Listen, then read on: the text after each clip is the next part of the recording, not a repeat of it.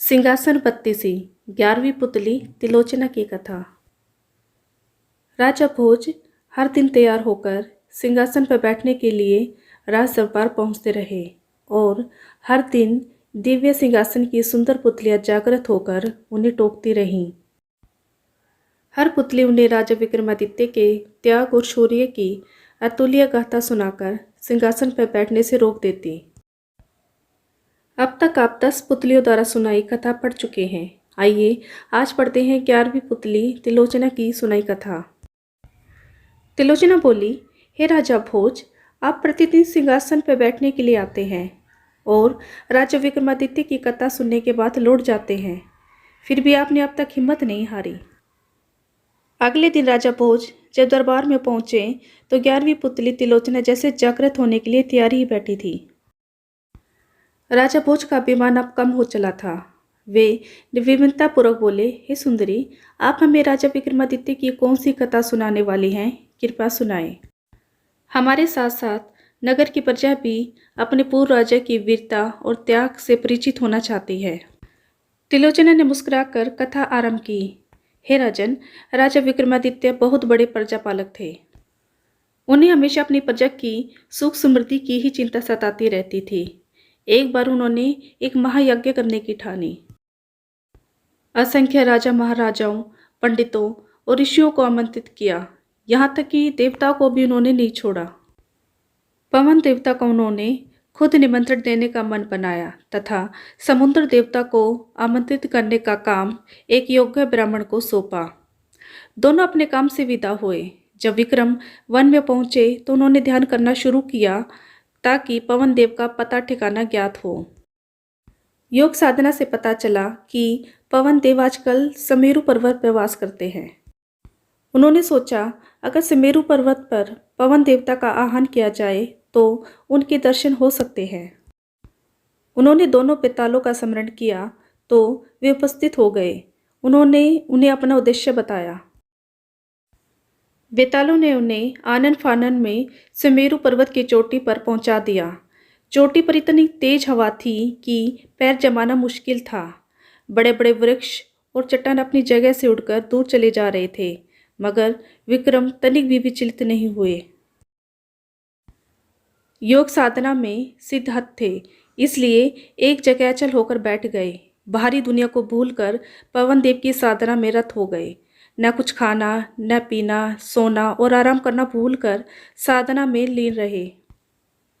आखिरकार पवन देव ने शुद्धि ली। हवा का बहना बिल्कुल थम गया। मंद मंद बहती हुई वायु शरीर की सारी थकान मिटाने लगी। आकाशवाणी हुई, हे राजा विक्रमादित्य, तुम्हारी साधना से हम प्रसन्न हुए। अपनी इच्छा बताएं।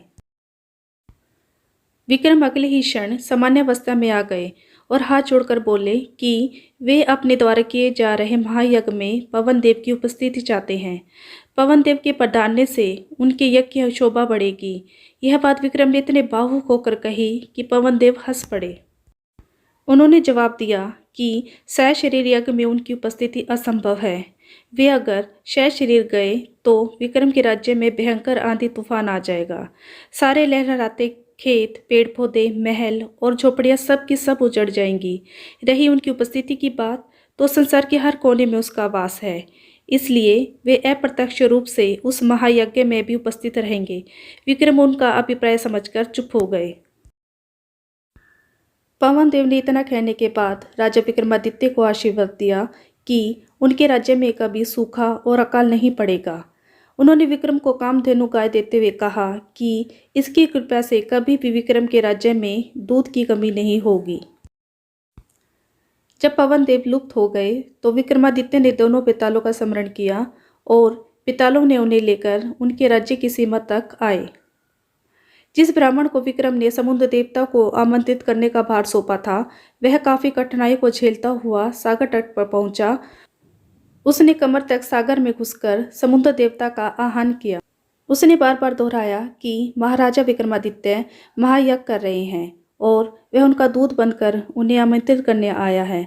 अंत में समुद्र देवता असीम गहराई से निकलकर उसके सामने प्रकट हुए। निमंत्रण मिलने के बाद समुद्र देव ने कहा कि उन्हें पवन देव से इस महायज्ञ के बारे में पता चल गया था, लेकिन वो यज्ञ में नहीं आ सकते। उन्होंने बताया कि अगर वो प्रत्यक्ष रूप से वहां आएंगे तो पूरा राज्य बह जाएगा। इसी वजह से वो यज्ञ के दौरान जल की हर बूंद में अप्रत्यक्ष रूप से मौजूद रहेंगे। इतना कहकर समुद्र देवता ने ब्राह्मण को 5 रत्न और एक घोड़ा देते हुए कहा कि यह उपहार महाराज विक्रमादित्य को दे देना। इतना कहने के बाद समुद्र देवता अदृश्य हो गए। अब ब्राह्मण तेजी से सारे उपहार लेकर सारे राज्य की ओर चलने लगे। ब्राह्मण को पैदल चलता देख समुद्र देवता से मिलने वाले घोड़े ने ब्राह्मण से पूछा कि आप पैदल जाने की जगह मुझे अपनी सवारी क्यों नहीं बना लेते। ब्राह्मण चलते रहे, लेकिन उन्होंने कोई जवाब नहीं दिया। इस पर घोड़े ने उन्हें समझाया कि वे राजा के दूत हैं, इसलिए उपहार का इस्तेमाल कर सकते हैं। यह सुनकर ब्राह्मण घोड़े पर बैठे और कुछ ही देर में राजमहल पहुंच गए। राज दरबार पहुंचते ही ब्राह्मण ने सारी बातें महाराज विक्रमादित्य को बताई। साथ ही समुद्र देवता द्वारा दिए गए उपहार भी उन्होंने दे दिए। राजा ने खुश होकर कहा कि आपने अपना काम बहुत अच्छे से किया है, इसलिए इन सभी भेंटों को आप रख ले। ब्राह्मण घोड़ा और रत्न पाकर खुशी खुशी अपने घर लौट गए। इस कहानी को सुनाने के बाद 11वीं पुतली सिंहासन से उड़ गई। कहानी से सीख, कोशिश करने से हर काम पूरा हो जाता है।